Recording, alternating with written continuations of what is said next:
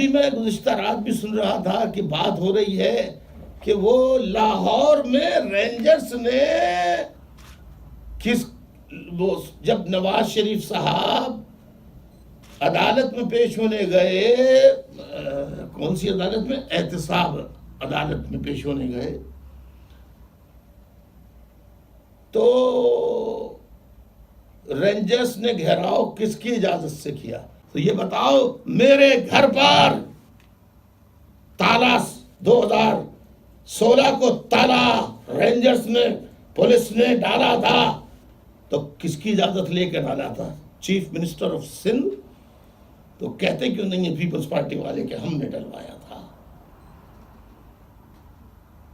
बोले ना, peoples party Sindh की हुकूमत बोले कि हमने डलवाया था, उसमें जुर्रत इज़हार है। तो अगर जुर्रत इज़हार है तो बोले बोले बोले बोले।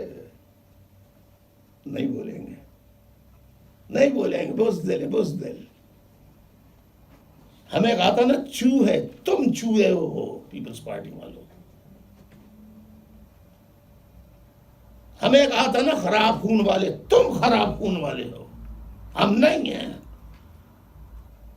पाकिस्तान में अल्ताफ हुसैन आज 26 साल से जलावतनी गुजार रहा है, कौम का सौदा नहीं किया, कौम को नहीं बेचा, शहीदों के लहू को चाटा नहीं, बेचा नहीं, असीरों के कर्ब को भूला नहीं, लापता साथियों के अहले खाना के कर्ब की कैफियत को नहीं भूला।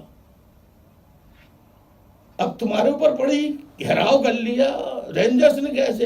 अबे 90 का घेराव किसकी इजाजत से किया था?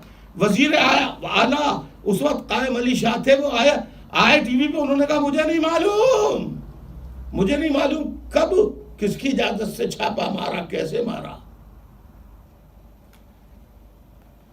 उस पे तो सिंधी रहनुमाओं ने कोई वाविला नहीं किया। और दैट्स इट। पाकिस्तान को बचाना है अगर सियासी तज्जिया निगारों, बाज़मीर एंकर पर्सनों, बाज़मीर पॉलिटिकल एनालिस्ट, डिफेंस एनालिस्ट, सच बोलो, सच बोलो, सच बोलो, सच बोलो, सच बोलो। हम भी इंसान हैं।